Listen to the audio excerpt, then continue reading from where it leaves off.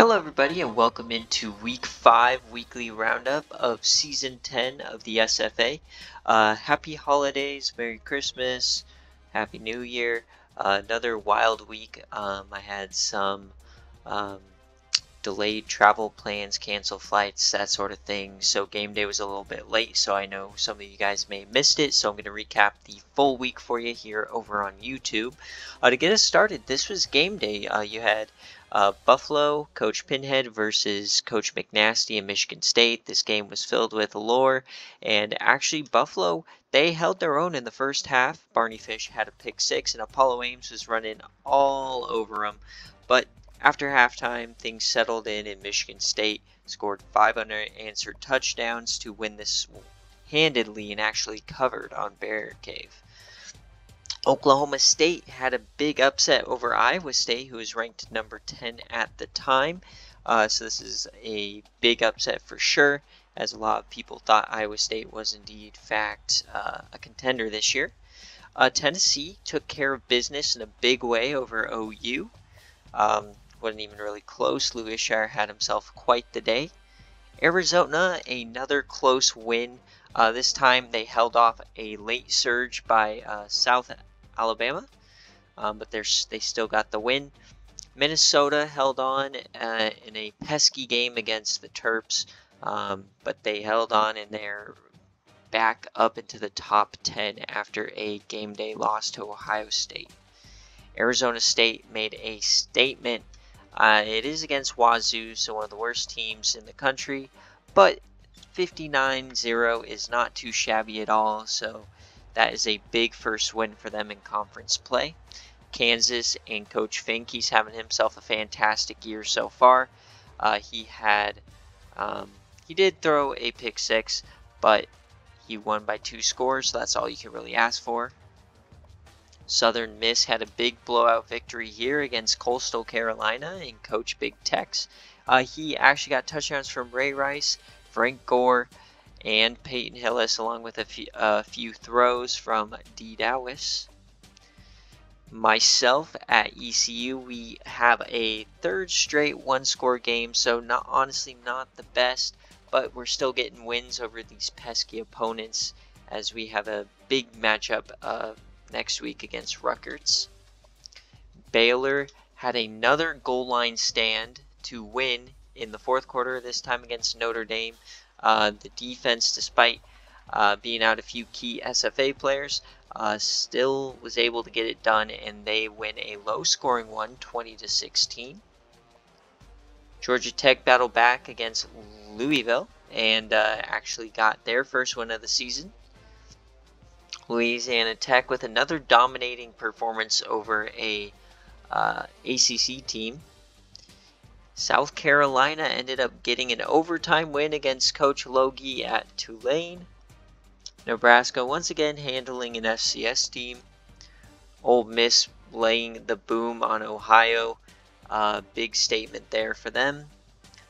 And Michigan goes down again to a G5. This time a lot more respectable, as Miami U has been good for quite a few years now, but definitely a disappointing start to their year. Houston couldn't have upsets in consecutive weeks. They took out Washington, but this time they came up just a little bit short against Georgia. They couldn't stop the run. Georgia Southern gets upset by Tulsa. Oregon gets upset by FIU. Illinois take care of business. Mid-Tennessee State and Flipper Masters. Watch out for this team. They're 4-0. They're pretty good. And Flipper Masters is having himself a great freshman year. Syracuse took care of business. And so surprisingly, Northwestern remains unbeaten. They're one of 5 Power 5 teams that remain unbeaten at this point. Troy gets a win. Florida is another one. Honestly, kind of a low-scoring game. They did not score an offensive touchdown, which is a bit concerning, but 2 pick 6s is all they really needed. Stanford got another high-scoring victory. Wyoming couldn't get the win. And then here was another overtime game. This one went into double OT, but Coach Hawk, he got himself a double OT victory. Army beat Old Dominion. UNLV got their first win on the year. And Colorado destroyed an FCS team. Washington, this was a battle of former playoff teams from last year. It was all Washington, as we know, if you've been watching these weekly roundups, that Kansas State is on their third string quarterback, who's a 60 overall, so definitely has now caught up to them. Unfortunately, as they suffer that first loss. Ohio State blew out Northern Illinois.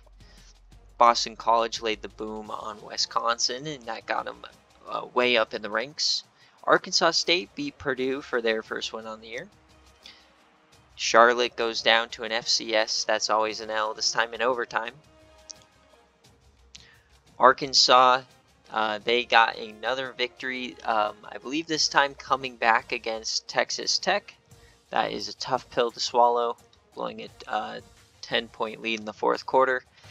UNC and Coach Sorey, he got absolutely blown out on BearCave. It 42 points in the first half, just domination from Clemson.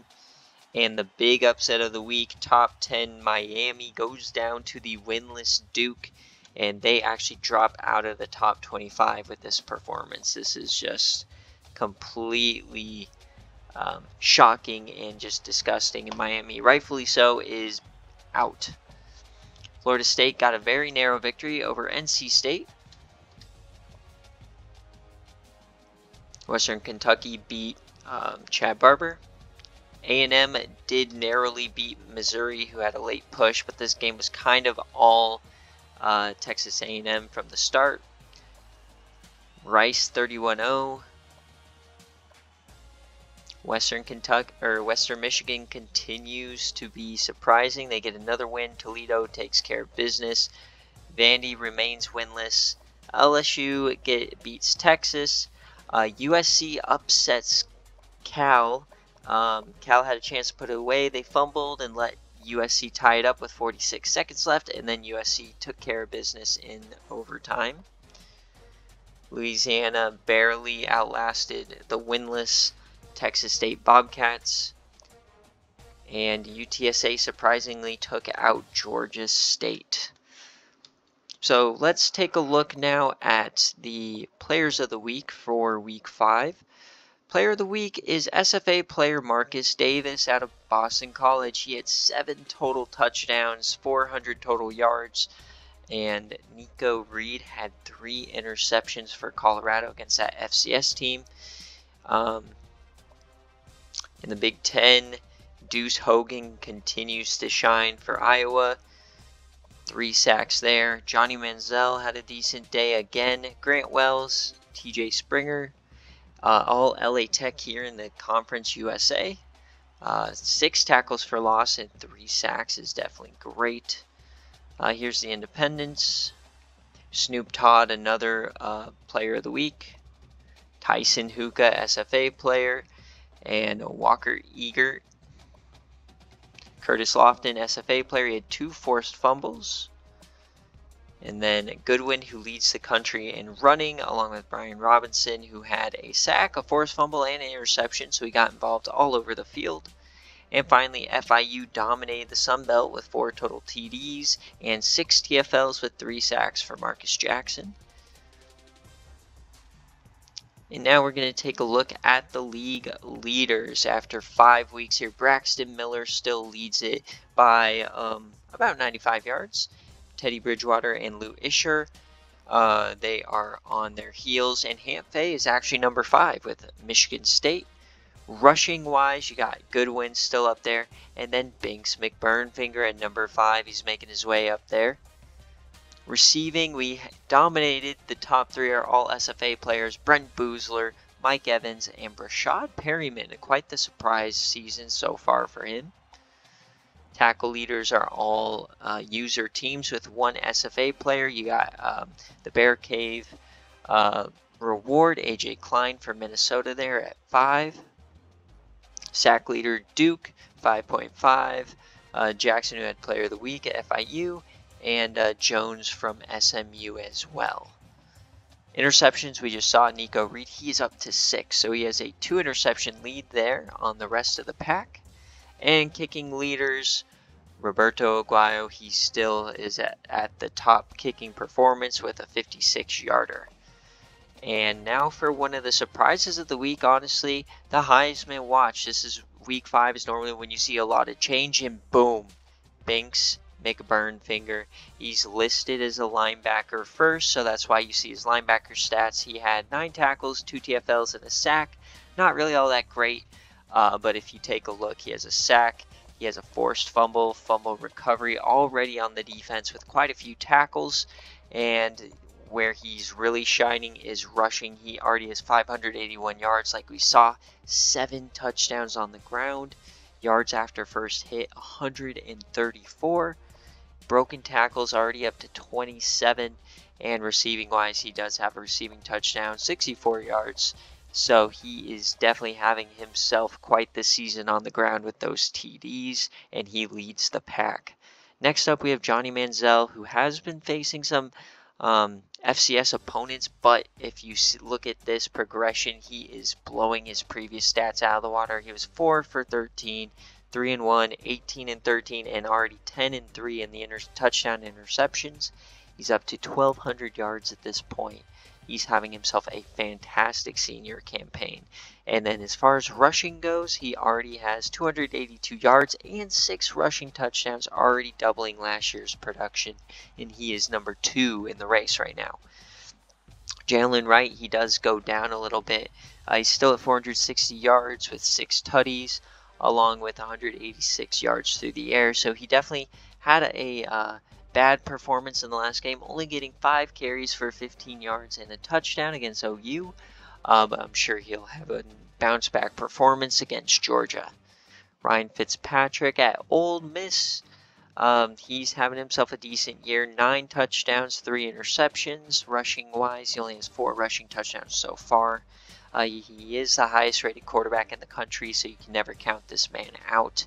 And Braxton Miller, he leads the country in yardage, and he already has 15 passing TDs along with only 2 interceptions thrown. That is incredible. 1,600 yards. He is blowing it out of the water, but he doesn't really have the rushing to go with it currently. So we're going to see how this race kind of unfolds.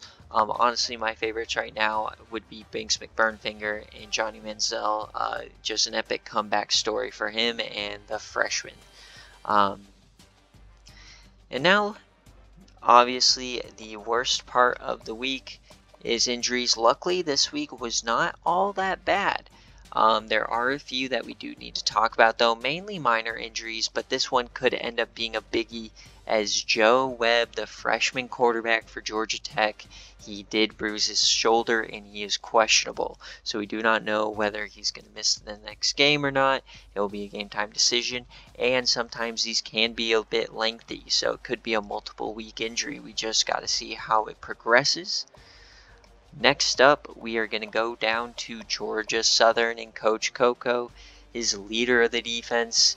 He tore an abdominal, which is only going to take him out 2 weeks, so not a major injury or anything, but definitely anytime you lose the captain of your defense, it's going to hurt, especially when he's facing a Southern Miss team this week where you really count on defensive leadership for plug-in all of those option holes.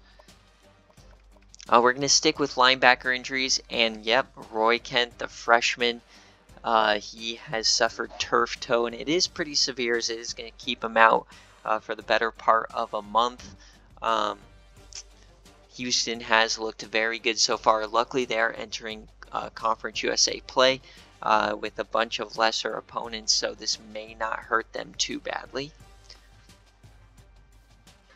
And then as far as major injuries are concerned, there are 2 that we need to talk about this week. The first is at one of our users, Arizona State. His right tackle dislocated his elbow. He will be out for the better half of the season. Always losing your right tackle is never fun. And then on another coach, we got Southern Miss, who is actually up here. Coach B-Dog is losing his cornerback for the season, Vincent Brown. While the overall necessarily isn't there, Anytime you lose a starting cornerback is definitely tough to replace a junior as well. So that one does sting. And then finally, let's take a look at the top 25 that just dropped. Ohio State stays at number 1. Florida. Tennessee moves up a bit. Ole Miss stays put. Georgia moves up. Baylor moves up. Minnesota, despite having the head-to-head over Baylor, is not above them. Alabama, Michigan State breaks the top 10. ECU breaks the top 10. Boston College jumps 14 with a big win over Wisconsin. Washington, California drops. Florida State's moving up. Notre Dame drops 12 to 15. And then after an upset win over Cal, USC makes it up to 16. Penn State stays put. Nebraska's moving up. Colorado, Kansas is moving up. Louisiana Tech has caught the eye of a lot of people throughout the country. Rutgers surprisingly is moving up, even though they didn't really have the best performance against FCS. Northwestern is undefeated. Iowa State drops down, but they are still ranked, and Houston is still ranked as well despite the loss. So thank you guys all for watching another episode of Weekly Roundup. I always appreciate you guys watching these videos on YouTube. If you have any suggestions of what you want me to go over in these videos, let me know. I will take a quick look at the home streaks. So Texas extends their losing streak, and Ohio State has the best home field advantage in the country, along with Miami U, Coastal, and Tulane at 8 wins in a row. Tennessee, ODU, Fresno State, and Rutgers round that out as well. So once again, thank you guys for watching, and I'll see you guys next week.